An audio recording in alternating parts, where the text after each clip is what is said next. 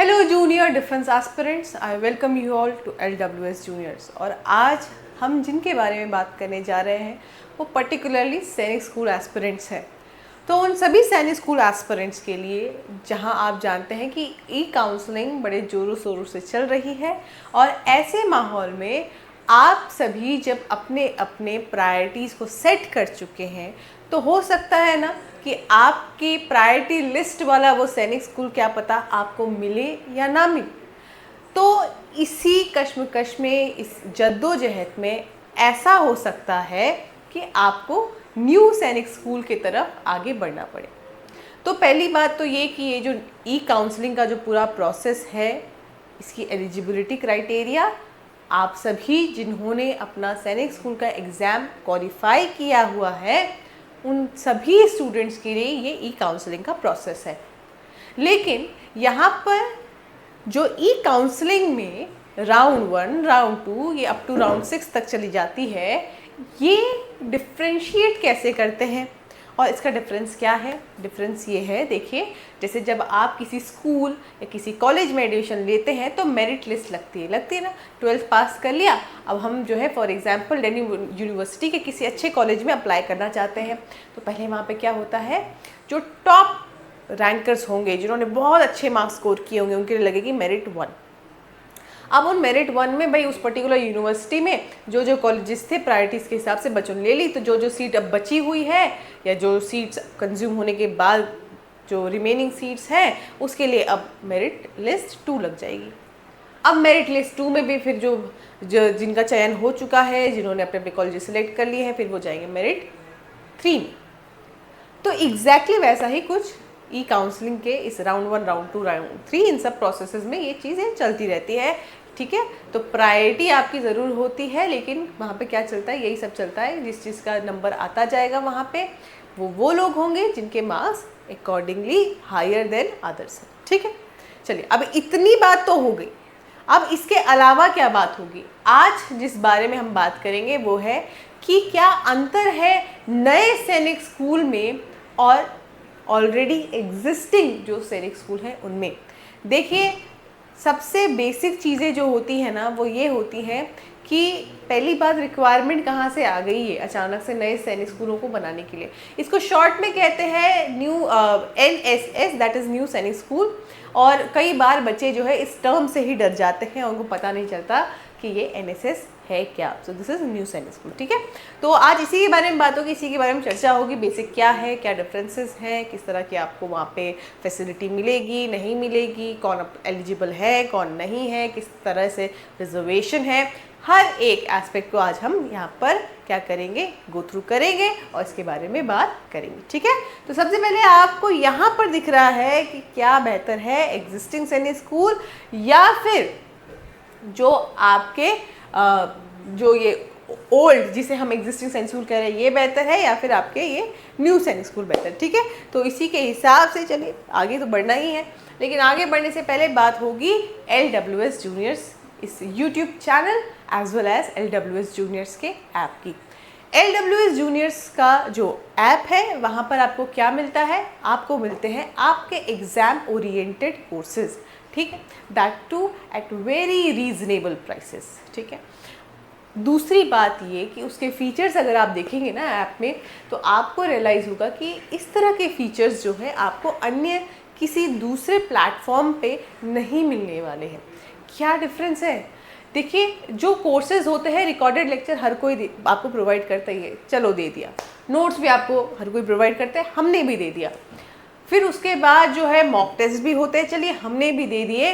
लेकिन फ़र्क कहाँ पे आ गया? फ़र्क आ गया जब बात हो कि उस मॉक टेस्ट को सॉल्व करके हमने वहाँ पे एक्सप्लेनेटरी वीडियोस बना दिए, यानी कि मॉक टेस्ट सॉल्यूशन वीडियोस बना दिए। फ़र्क कहाँ आता है? जब हम कंडक्ट करते हैं डाउट सेशंस को।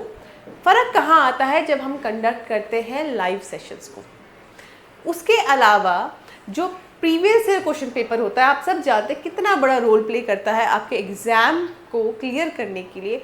उन पेपर्स तक को न केवल प्रोवाइड करते हैं बल्कि आपको सॉल्व करके एक प्रॉपर वीडियो के साथ आपको वहाँ पर प्रोवाइड किया गया है।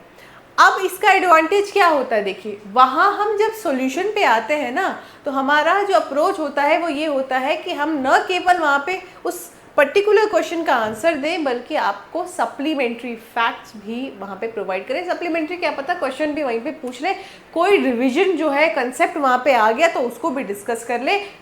तो इतना सब कुछ एक प्लेटफॉर्म में मुश्किल है, और वो भी इतने रीजनेबल प्राइसेस पे, वो भी मुश्किल है। ठीक है, तो अगर अभी तक आपने LWS जूनियर्स इस YouTube चैनल को सबसे पहली बात सब्सक्राइब नहीं किया है तो इसे सब्सक्राइब ही नहीं, इसके बेल आइकन को भी प्रेस कर दीजिए, क्योंकि लेटेस्ट अपडेट्स आपको इस चैनल से मिलती रहेंगी। दूसरी बात ये कि जो LWS जूनियर्स का ऐप है वो गूगल प्ले स्टोर से आप डाउनलोड कीजिए, एक बार एक्सेस करके देखिए, कोर्सेज के प्राइसेस को एक बार देख लीजिए।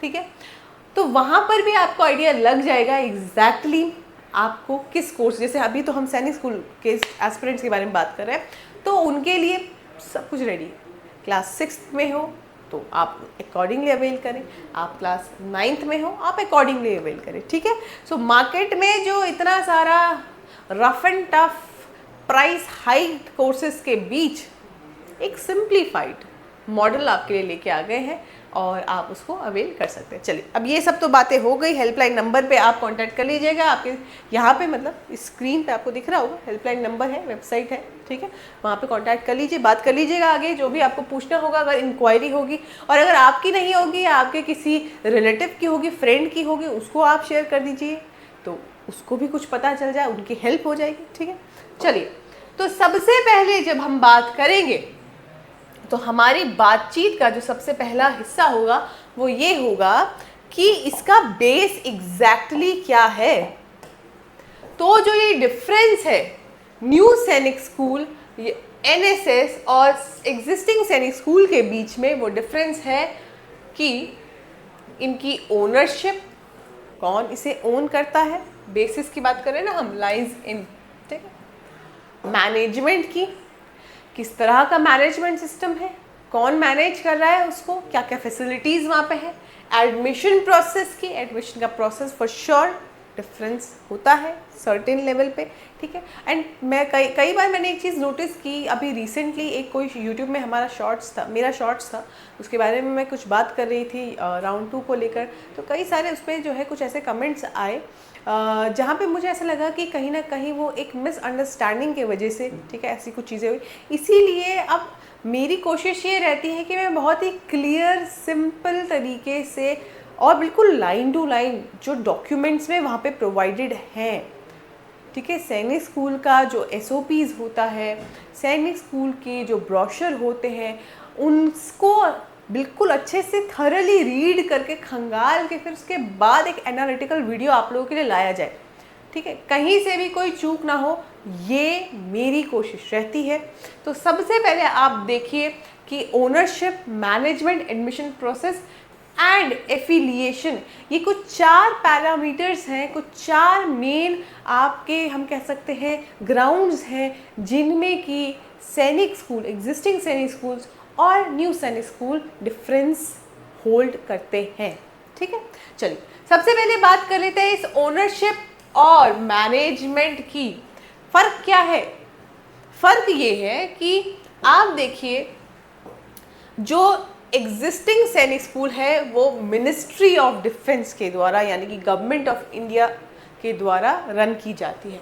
वेयर एज अब आप देखिए ज़रा न्यू सैनिक स्कूल का मॉडल, न्यू सैनिक स्कूल के मॉडल में कोई कोई पब्लिक, प्राइवेट, कोई NGO, ठीक है, जो कि MOU क्या होता है, under memorandum of understanding with ministry of defence.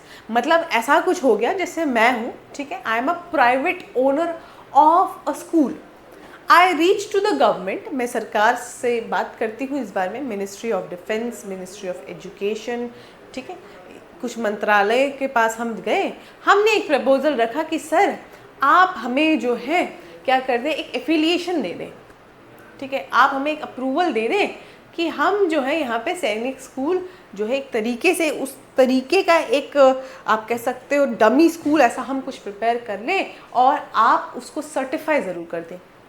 तो ये हो गया मेमोरेंडम ऑफ अंडरस्टैंडिंग, सरकार और मेरे बीच में एक अंडरस्टैंडिंग हो गई। तो लाइक वाइज यहाँ पे क्या है, न्यू सैनिक स्कूल में ये डायरेक्टली गवर्नमेंट के अंडर नहीं आती, ये मिनिस्ट्री ऑफ डिफेंस के अंडर में डायरेक्टली नहीं आती है। यहाँ पर एफिलिएशन का खेल है, यहाँ पे कोई प्राइवेट मेंबर भी हो सकता है, कोई पब्लिक में क्या होता है, जहाँ पे गवर्नमेंट भी आ गई तो वो क्या हो गया, पब्लिक, ठीक है।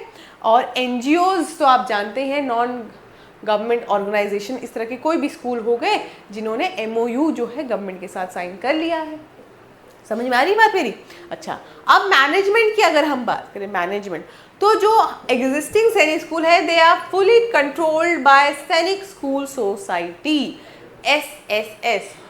देखिए, इस पर मैंने बड़े विस्तार में आप लोगों के साथ बात की है कि जो है सैनिक स्कूल क्या होते हैं, किसके अंडर में आते हैं, ठीक है, कौन सी सोसाइटी इसको रन करती है, कब से ये जो है प्रोसेस शुरू हुआ, ये पूरा इस्टेब्लिशमेंट, ये सब कुछ क्या भी है।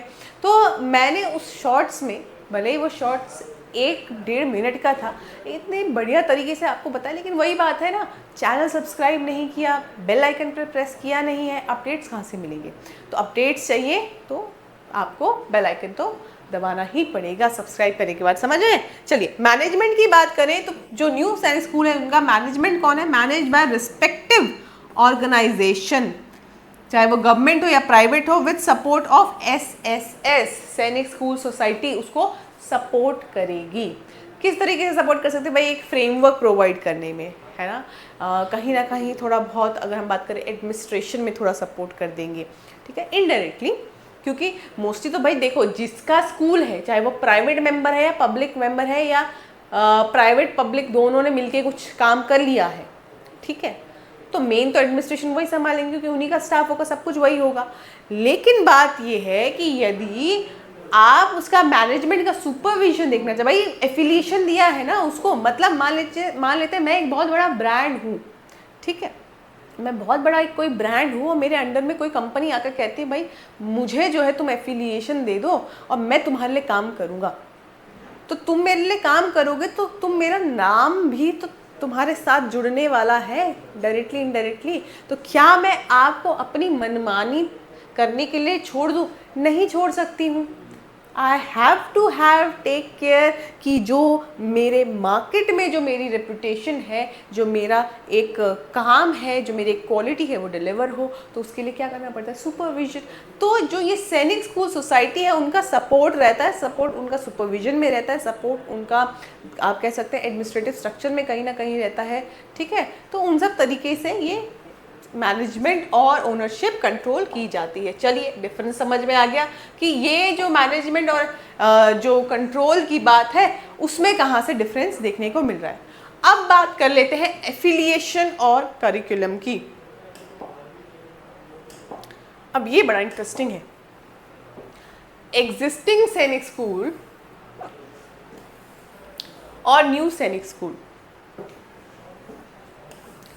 न्यू सैनिक स्कूल जो है वो सीबीएसई से, let me highlight this, CBSE से एफिलिएटेड है, वेयर एज जो आपके न्यू सैनिक स्कूल है वो सीबीएसई, स्टेट बोर्ड, किसी से भी हो सकते हैं, मे वाली बात है ना, ये सीबीएसई से भी एफिलिएशन मिल सकता है इनको, ठीक है, या स्टेट बोर्ड से भी। बट मोस्टली जो है, mostly they are CBSE, they follow the CBSE curriculum for learning. क्यों? रीजन बीइंग, आप अपने आप को न्यू सैनिक स्कूल कह रहे हैं और जो एग्जिस्टिंग सैनिक स्कूल है वो तो पूरा ही सीबीएसई फॉलो करता है।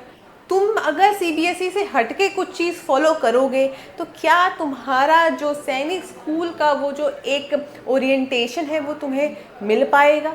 नहीं मिल पाएगा। समझ रहे बात को? तो ये हो गई कहानी की एफिलिएशन जो है एजुकेशन के लिए इनका किसका है।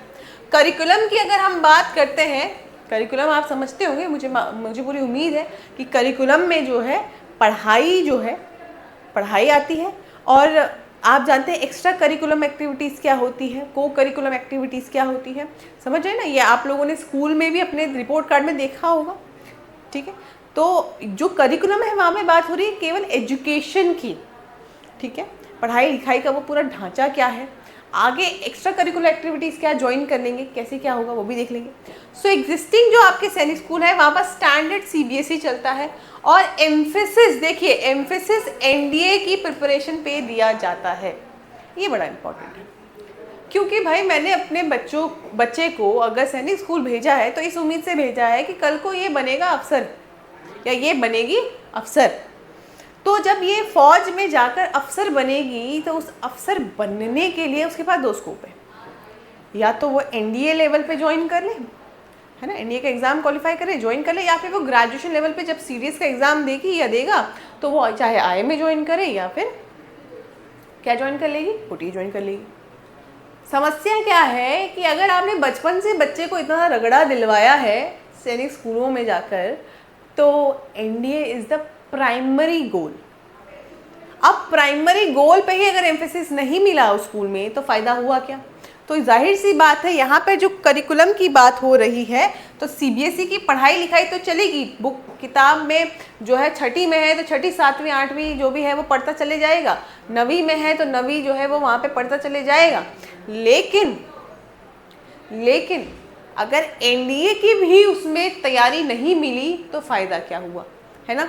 चलिए अब आप देखिए कि न्यू सैनिक स्कूल में क्या है, सीबीएसई करिकुलम, ठीक है भाई मिल जाएगा, मोस्टली तो सीबीएसई करिकुलम वाले ही है।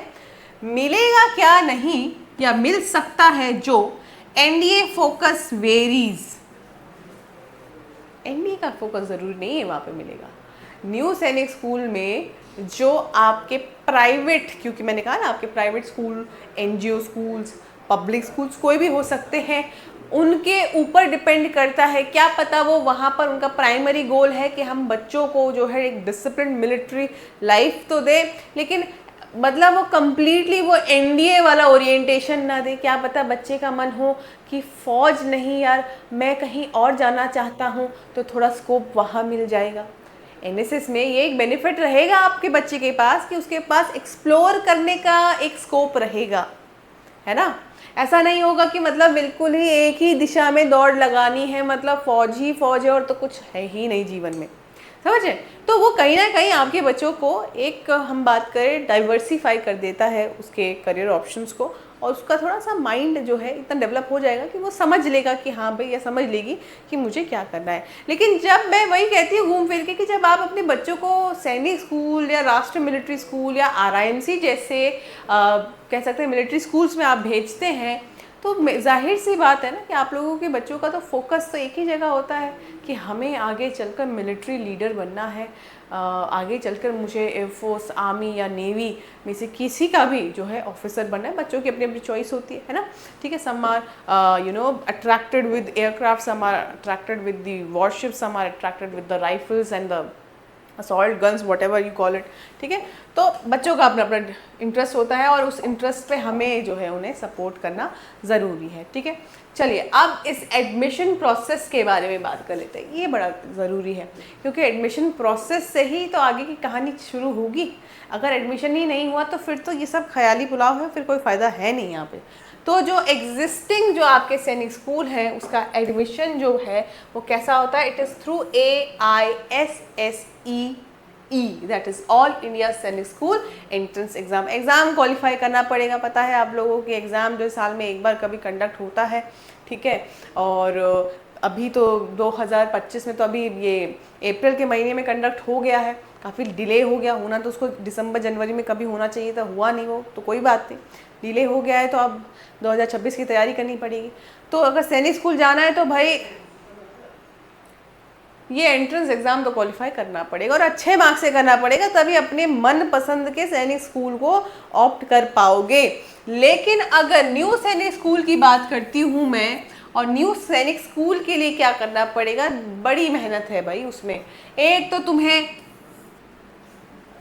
सैनिक स्कूल का ये एंट्रेंस एग्ज़ाम तो क्वालिफाई करना ही पड़ेगा। लेकिन न्यू सैनिक स्कूल जैसा आपको मैंने बताया कि ये प्राइवेट पब्लिक एनजीओ बेस्ड जो भी स्कूल्स हैं, है ना, उनकी कहीं MOU चल रही है सरकार के साथ, मेमोरेंडम ऑफ अंडरस्टैंडिंग चल रही है, तो भाई उनके अपने भी अगर सेपरेट स्कूल बेस्ड प्रोसेस भी होंगे। वहाँ पे न केवल आपको सैनिक स्कूल के जो मार्क्स, जो सैनिक स्कूल एग्ज़ाम के लिए, ठीक है, एंट्रेंस एग्जाम के लिए आपने जो मार्क्स कमाए हैं उससे बात नहीं बनेगी। उस सिलेक्शन प्रोसेस में अदर फैक्टर्स भी क्या करेंगे, इन्फ्लुएंस करेंगे उस एडमिशन प्रोसेस को। चलिए अब उसके बाद बात कर लेते हैं क्लास एंट्री। किस क्लास में ज्वाइन कर सकते हो, पता तो होगा आप लोगों को। सैनिक स्कूल में जो एंट्री मिलती है वो क्लास एक तो 6 लेवल पे मिलती है, दूसरी जो मिलती है 9th लेवल पे मिलती है। 6 वालों के पास ज़्यादा अपॉर्चुनिटी हो जाती है, 9th वालों के पास थोड़ा अपॉर्चुनिटी तो अच्छी होती है। उनके पास क्या एडवांटेज होता है कि अभी 9वीं में है, फिर उसके बाद जैसे पास आउट होते हैं तो फिर उसके बाद जो है एनडीए की तैयारी फटाफट शुरू कर सकते हैं, फोकस रहेंगे।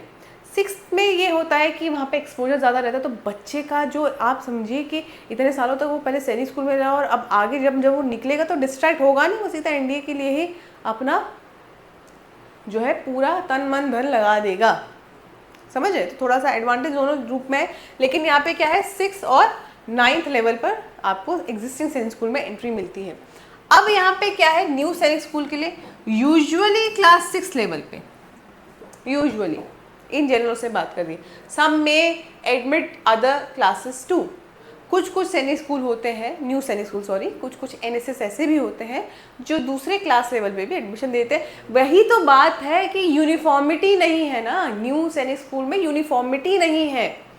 वहाँ पे प्रॉब्लम ये है कि एक जो एनएसएस है वो इस हिसाब से काम कर रहा है, दूसरा एनएसएस दूसरे हिसाब से काम कर रहा है। वो तो अच्छा ये है कि जो सैनिक स्कूल सोसाइटी है वो उसे कहीं ना कहीं क्या करती है, सपोर्ट करती है, कहीं ना कहीं उसके एडमिनिस्ट्रेटिव जो स्ट्रक्चर है, जो प्रोसेस है, उसको कहीं ना कहीं थोड़ा सा सपोर्ट दे देती है। तो थोड़ा जो है हमें एक प्रॉपर चैनल पता चल जाता है, हमें एक प्रॉपर चैनल, यूनिफॉर्म चैनल मिल जाता है। अदरवाइज तो मुश्किल है वहाँ मामला। वही मैं कह रही हूँ, एग्जिस्टिंग सैनिक स्कूल्स आर वे बेटर। अभी भी मैं बोलूँगी इस बात को, दो मुझे ये बात अभी नहीं कहनी चाहिए। After completing all this comparison I should give my take on this, but still अभी से ही मैंने ये बात कह दी है, बेटर यही है भाई एग्जिस्टिंग सैनिक स्कूल। लेकिन अगर एग्जिस्टिंग में नहीं होगा तो फिर क्या करें, थोड़ी और कोशिश कर लेते हैं, कोई बात नहीं, गुजारा करते हैं, एक बार ट्राई करके देख लेते हैं, ठीक है। चलिए रिजर्वेशन की अगर आप बात करेंगे, देखिए रिजर्वेशन को लेकर मैं आपको बताती हूँ, इस पर तो मैं सेपरेट वीडियो बनाने वाली हूँ, ठीक है। रिजर्वेशन किस तरीके से बेस्ड होती है, रिजर्वेशन जो है डोमिसाइल बेस्ड भी है, क्या करें, कास्ट बेस्ड भी है, क्या करें, और फिर उसको समझना थोड़ा मुश्किल हो जाता है। परसेंटेज कैटेगरी ए और बी की क्या है वो समझना पड़ेगा। तो रिजर्वेशन का मामला बड़ा पेचीदा है। और एग्जिस्टिंग सैनिक स्कूल के लिए as per the MOD, Ministry of Defence norms, देख लो आप, देख लो भाई, बाद में क्या होता है, बच्चे कहते हैं मैम आप कुछ गलत बता रहे हैं, आपने एसओपी तो पढ़ा नहीं, आपने ब्रोशर तो पढ़ा नहीं, आपने उनकी लेटेस्ट अपडेट्स तो चेक की नहीं उनके ऑफिशियल साइट से, और आप बैठ के कहीं सुनी बातों पे आके यहाँ कहीं कुछ कमेंट कर देते हैं। और यही सबसे बड़ी प्रॉब्लम है हम भारतीयों की। हम खुद से रिसर्च करके, खुद से बैठ के कोई चीज़ समझ के नहीं काम करेंगे। हम क्या करेंगे, हम करेंगे मुझे उसने बताया था, मुझे उन्होंने बताया था, मैंने सुना, और लो भाई तुम्हारी बात सही या गलत अब मैं जज करता हूँ बैठ के घर पे, समझे। तो एक प्रॉपर चैनल से आइए, फिर देख लीजिए, फिर अगर कुछ गड़बड़ तब चैलेंज कीजिए ना, थोड़ा वैलिड पॉइंट से, तो अच्छा लगेगा हमें भी। सो यहाँ पर जो रिजर्वेशन के ग्राउंड्स है वो कास्ट बेस्ड है, जैसे SC, STs एंड OBC के लिए, डिफेंस बेस्ड भी है for sure, and domicile based भी है बच्चों, ठीक है। आपके जो होम सैनिक स्कूल्स हैं एंड अदर सैनिक स्कूल से आप देखेंगे, इस पर तो मैं अलग से वीडियो बना के आपको अच्छे से समझाऊंगी, बट अभी फिलहाल के लिए इतना जानना काफ़ी है आप लोगों के लिए, ठीक है। रिजर्वेशन जो है इन ग्राउंड्स पे यहाँ पे मिलते हैं एग्जिस्टिंग सैनिक स्कूल में। न्यू सैनिक स्कूल की अगर हम बात करें, यहाँ पर मामला जरा मैंने बताया ना आपको, यूनिफॉर्मिटी नहीं है, so it varies, fine. So when it varies, it is not always aligned with MOD, ministry of defence reservation policy. As I said, they are only working with the support of Sainik School Society. They are working as you can say memorandum of understanding with Ministry of Defense and the government of India. So there is no complete alignment. यही होता है, एक सरकारी जो structure होता है, एक government जो ऑर्गेनाइजेशन स्ट्रक्चर होता है, उसमें इतनी बेहतरीन तरीके से एक यूनिफॉर्मिटी देखने को मिलती है। और प्राइवेट में, या हम बात करें कि एफिलिएशन बेस्ड किसी चीज़ में, फ्रेंचाइजी बेस्ड किसी चीज़ में जो है, यही मामला गड़बड़ है। वेरिएशन बहुत हो जाता है, और वेरिएशन का खेल ही सबसे ज़्यादा क्या करता है, पेरेंट्स को तंग करता है। बच्चों को तो कुछ नहीं है, पेरेंट्स को तंग करता है, वो नहीं समझ पा रहे प्रोसेस चल क्या रहा है, हम किस तरीके से यहाँ पे काम करें। ठीक है, तो आप देख सकते हैं कि ये they are not aligned with the Ministry of Defence. Okay, now let us talk about this infrastructure and military training. ये बड़ा ज़रूरी है, क्योंकि मैंने बोला ना, मोस्टली जो पेरेंट्स हैं या स्टूडेंट्स भी हैं, एस्पिरेंट्स भी हैं, वो अगर बचपन से इस तरह के किसी एक मिलिट्री इंस्टीट्यूट, मतलब जहाँ पे एक मिलिट्री का हमें एक टच मिल जाए, थोड़ा बहुत हम कुछ जान पाए, एक इंसाइट ले पाए, इस तरह के इंस्टीट्यूट में काम करने, इस तरह के इंस्टीट्यूट में जाने के लिए जाहिर सी बात है एक मोटिवेशन होता है कि आगे चलकर भाई मुझे तो लेफ्टिनेंट बनना है। ठीक है, आगे चलकर तो जो है मुझे सब लेफ्टिनेंट बनना है, या मुझे जो है फ्लाइंग ऑफिसर बनना है, फ्लाइंग लेफ्टिनेंट बनना है, लेफ्टिनेंट बनना है। तो मतलब समझ रहे हैं ना आप मेरी बात को। अब आप सपना देख रहे हैं किसी भी डिफेंस फोर्स के या मिलिट्री फोर्स के ऑफिसर बनने का, लीडर बनने का। आप तो क्या पता ये सपना देख के बैठ चुके हैं कि मैं ही बनूंगा भाई अगला चीफ ऑफ डिफेंस स्टाफ मेरे बैच से, समझे। तो ये भी हो सकता है कल को कोई ये सोचे कि मैं बनूंगा जो है एयर मार्शल, कोई सोच रहा है मैं बनूंगा जनरल। ठीक है, तो ये सपने कब पूरे होंगे, जब आप पहले ऑफिसर बनेंगे। और ऑफिसर बनने के लिए जो है आपको ये मिलिट्री ट्रेनिंग वाला अगर एस्पेक्ट उस पर्टिकुलर स्कूल में नहीं मिलता है तो कोई फ़ायदा नहीं है, फिर कोई मतलब नहीं बचता। तो चलिए हॉस्टल की बात कर लेते हैं। हॉस्टल क्या है, मैंडेटरी रेसिडेंशियल बोर्डिंग है भाई। सैनिक school, existing Sainik school, they have this provision of mandatory boarding. बच्चा बाहर नहीं अपने पेरेंट्स के साथ नहीं रहेगा, बच्चा जो है कहीं अलग से पीजी वीजी रह के नहीं रहेगा। यहाँ पे सैनिक स्कूल में हमने रेजिडेंशियल लर्निंग का एक पूरा सिस्टम बना रखा है, और बच्चे को आपको यहीं पे रखना पड़ेगा। तब उसी के तो पैसे ले रहे हैं वो, फिर और किसके पैसे ले रहे हैं फिर आपसे, है ना। वेयर एज न्यू सैनिक स्कूल में हो सकता है वो रेजिडेंशियल हो, या हो सकता है वो डे स्कूल। अब डे स्कूल बड़ा प्रॉब्लमेटिक होता है, क्योंकि न्यू सैनिक स्कूल में अगर आप लोकल हैं तो आप अप डाउन कर लोगे, लेकिन लोकल भी तो वही जो जिसके डिस्ट्रिक्ट में वो स्कूल पढ़ रहा है। अब बहुत दूर है तो क्या वो मतलब वो क्या 150 किलोमीटर का डिस्टेंस पहले ट्रैवल करके आएगा स्कूल में, फिर वहाँ से जाएगा, फिर वापस घर, हेक्टिक होगा। दूसरी चीज़ लर्निंग का तो पता नहीं, पैसे बहुत ज़ाया हो जाएंगे, है ना। तो यहाँ पे अगर न्यू सैनिक स्कूल में रेजिडेंशियल मिले वेल एंड गुड है, रेजिडेंशियल नहीं मिलेगा बहुत दिक्कत की बात हो जाएगी। वहाँ पे आप लोगों के, स्पेशली मैं बार बार ये कहती हूँ कि पेरेंट्स की बहुत ज़्यादा क्या हो जाएगी, मुश्किल हो जाएगी। ठीक है, मिलिट्री ट्रेनिंग, चलिए भाई मिलिट्री ट्रेनिंग को देख लें। वहाँ पर रेगुलर NCC एनरोलमेंट मिल जाएगा आपको एग्जिस्टिंग सैनिक स्कूल में। मिलिट्री ड्रिल्स मिल जाएंगे आपको, फिजिकल ट्रेनिंग मिल जाएगी। NDA oriented life, NDA oriented life जीने का मौका भाई। NDA आप समझिए, जो भी कैडेट्स वहाँ से पास आउट होते हैं, NDA से आगे चल के फिर IMA में ट्रेनिंग होते हैं, then they actually get commission. तो आप ये समझिए कि NDA से अगर कोई पास आउट होता है तो those people are most likely to reach those higher hierarchies. Army हो, नेवी हो या एयरफोर्स। अभी देखा होगा ना आपने, अभी जैसे रिसेंटली भी कई बार ये न्यूज़ में आया था कि ये तीनों जो अभी आर्मी, नेवी और एयरफोर्स, इन तीनों के जो चीफ रहे है ना, रिस्पेक्टिव चीफ्स, तो वो NDA से ही बिलोंग कर रहे थे, NDA से ही पास आउट थे, एक ही बैच के थे, ऐसे कुछ बातें चली ना।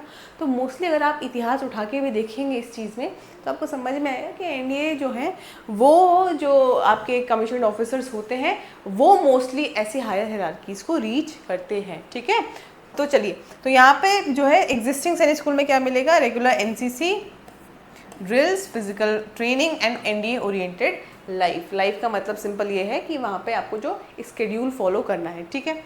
अब न्यू सैनिक स्कूल में क्या होगा, ये वेरी करेगा, देखो बहुत वेरी करता है ये, यहाँ पे कोई यूनिफॉर्मिटी मिलने वाली नहीं है। हो सकता है एक एनएसएस में एनडीए ओरिएंटेड हो, एक एनएसएस में ना हो, ठीक है। एनसीसी का जो प्रोविजन है हो भी सकता है या नहीं भी। और मैं आपको बताती हूँ एनसीसी का एक बहुत बड़ा बेनिफिट होता है आगे, अगर बच्चों के पास सी सर्टिफिकेट होता है, और वो सी सर्टिफिकेट तो फॉर श्योर आफ्टर स्कूल ही, जो जब आप ग्रेजुएशन लेवल पे होता है अगर ऐसा कुछ होता है, या स्कूल लेवल पे तो सी सर्टिफिकेट का प्रोविजन नहीं है। तो आप देखिए कि अगर वो सी सर्टिफिकेट मिल जाए और उसमें अल्फ़ा ग्रेड हो ना आपका, तो पहली बात तो जिसके पास भी सी सर्टिफिकेट है they are eligible, but they need certain grades, ठीक है। और उसमें जो अल्फ़ा होता है या जो कोई बेस्ट स्टूडेंट निकलता है, आप समझिए कि आपकी चांसेस और बढ़ जाते हैं। कई बार बिना एग्ज़ाम के भी कई सारे ऐसे बच्चे हैं जो एनसीसी एंट्री के थ्रू क्या हो जाते हैं, सिलेक्ट हो जाते हैं, ठीक है। चलिए समझ में आ गया कि क्या हुआ। अब यहाँ पे फीस की बात कर लेते हैं भाई। एग्जिस्टिंग जो आपका सैनिक स्कूल है या न्यू सैनिक स्कूल जो है, उसमें फीस में क्या वेरिएशन है। Subsidised by the government of India, subsidise fees मिलेगी, ठीक है। तो मतलब इतना कि आप दे पाएंगे उस फीस को। वेयर एज यहाँ पे एनएसएस में क्या होता है, it is decided by the respective institution. तो जो एनएसएस है, हर एक एनएसएस अपने हिसाब से वो है डिसाइड कर लेगा। तो हो सकता है कि जो ऑब्वियस सी बात है भाई, गवर्नमेंट कोई चीज़ को प्रोवाइड करती सस्ते दाम में तो देती है ना, सस्ते दाम में वो चीज़ आपको मिलेगी। और वहीं जो है कोई प्राइवेट प्लेयर वहाँ पे अगर काम करेगा, वो क्वालिटी के साथ साथ पैसा भी खींचेगा आपके लिए, तो maybe higher prices you have to pay, ठीक है। देन उसके बाद हम बात कर लेते हैं एम और पर्पस क्या है। एग्जिस्टिंग सैनिक स्कूल का पर्पस क्या है, बच्चों को मिलिट्री करियर के लिए या मिलिट्री लीडरशिप, वो जो क्वालिटी है उसको बिल्ड करना, मिलिट्री करियर्स उनका, ठीक है, उसके लिए ओरिएंटेड जो है करिकुलम प्रिपेयर करना, एंड एनडीए की तैयारी कराना, चाहे वो रिटर्न हो या फिर आगे, फिर वो तो एसएसबी तो साथ साथ में प्रिपेयर हो ही जाती है, ठीक है। सपोर्ट, न्यू सैनिक स्कूल में क्या मिलता है भाई, खाली सपोर्ट मिलता है। Support, military motivated education in a wider network. Military motivated, wider network का मतलब आप समझ रहे हैं कि वहाँ पे ठीक है भाई, बहुत ओरिएंटेड नहीं है, बस मोटिवेटेड है, फ़र्क आ जाता है। ओरिएंटेड जो होता है वो कम्प्लीटली वहाँ पे जैसे हम बात करें ना कि पूरे रिसोर्सेस को इन्वेस्ट करके आगे बढ़ता है। मोटिवेटेड पर्सन ये होगा, okay I am okay to do this and I will function accordingly और आई विल वर्क अकॉर्डिंगली। तो ये भी वही काम कर रहे हैं। ये आपको जो है एक मिलिट्री मोटिवेटेड एजुकेशन दे देंगे, थोड़ी बहुत उस वहाँ पे अवेयरनेस मिल जाएगी, थोड़ा बहुत कुछ फिटनेस लेवल मिल जाएगा। एग्जिस्टिंग सैनिक स्कूल जैसा तो नहीं मिलने वाला, ठीक है। 1961 में ही हमारे जो एग्जिस्टिंग सैनिक स्कूल हैं वो शुरू हो चुके थे। आज के टाइम में कितने हैं, 33 लगभग, है ना। और ये जो है न्यू सैनिक स्कूल, इसका प्रोविज़न कब आता है, 2021 में, और 2021 में आता है एज सैनिक स्कूल 2.0। ये कोई एक इनिशिएटिव लिया गया है, तो सरकार के द्वारा ही लिया गया होगा, क्योंकि ऑब्वियस सी बात है, देखो कंपटीशन इतना बढ़ चुका है, पॉपुलेशन तो आप हमारी जानते हैं वर्ल्ड में हम जो है सबसे आगे हैं पॉपुलेशन में। तो आप ये समझिए कि इस लेवल पे केटर करना आसान नहीं है, इसलिए गवर्नमेंट ने अपनी एफिलिएशन दे दी, उनको थोड़ा सपोर्ट दे दिया, ठीक है। तो चलो भाई अब तुम भी थोड़ा, तो क्या होता है, थोड़ा बर्डन कम हो जाता है। तो जिनको ये नहीं मिल रहा है तो कम से कम वो एग्जिस्टिंग सैनिक स्कूल में एडमिशन नहीं, अगर वो चाहते हैं एनएसएस को ज्वाइन करें। एनएसएस की सीट्स लेकिन जहाँ तक मैं जानती हूँ कि लोग प्रेफर नहीं करते हैं उतना, ठीक है। प्रेफर उसी को करते हैं जहाँ पे एग्जिस्टिंग सैनिक स्कूल जैसा ही कुछ मामला उनको देखने को मिल जाए, ठीक है। और फिर उसके बाद ये समरी टेबल है। समरी टेबल तो आपको जो है मैंने शॉर्ट्स में हमारे LWS जूनियर्स के इस यूट्यूब चैनल में, वहाँ उस शॉर्ट्स में भी इसके बारे में काफ़ी अच्छे से बात की है मैंने, ठीक है। तो वो एक ग्लिम्स सॉर्ट ऑफ, या एक बात करें कि बिल्कुल नट एंड शेल में आपसे मैंने कुछ शेयर करने की कोशिश की थी, तो वही कंपैरिजन था। और आज हमने इसको बहुत अच्छे से ब्रीफली बात कर ली है, तो आई होप कि आप लोगों को यहाँ पे समझ में आ गया होगा। चॉइस आपकी है, लेकिन मुझे लगता है कि ओल्ड इज़ गोल्ड।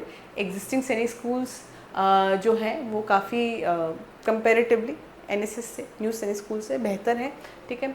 बट अगर ऐसा है कि बच्चे को हम न केवल जो है फ़ौज में ही नहीं भेजना, ऐसा नहीं है। हम चाहते थोड़ा डिसिप्लिन उसमें डेवलप, हम चाहते थोड़ा वो जो है एज अ पर्सन ग्रूम हो जाए, और हम इसलिए भेज रहे हैं, और अपना करियर वो बाद में खुद ही ड्यूरिंग हिज लर्निंग प्रोसेस वो डिसाइड करे, तो ठीक है, तब एनएसएस बिल्कुल ठीक है आप लोगों के लिए, चॉइस पे डिपेंड करता है। But if you are military oriented, career खाली फौज में ही बनाना है ऐसा सोच के बैठे हो, आपको ऑफिसर ही बनना है ये सोच के बैठे हो, अपनी लाइफ में सर्विस बिफोर सेल्फ जो एक आर्मी का मोटो है, इस तरह का कुछ आपके अंदर वो वैल्यूज़ एक जज्बा है, तो भाई फिर नहीं सोचना चाहिए आपको। फिर आपको ऐसे इंस्टीट्यूट को ही टारगेट करना चाहिए जो आपको ऐसी मिलिट्री ओरिएंटेड क्या है लर्निंग दे, ठीक है, और ऐसा एक एटमॉस्फेयर प्रोवाइड करे।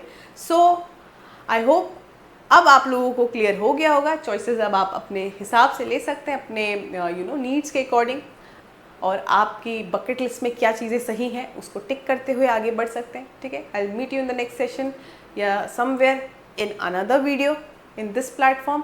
Till then, everyone take care.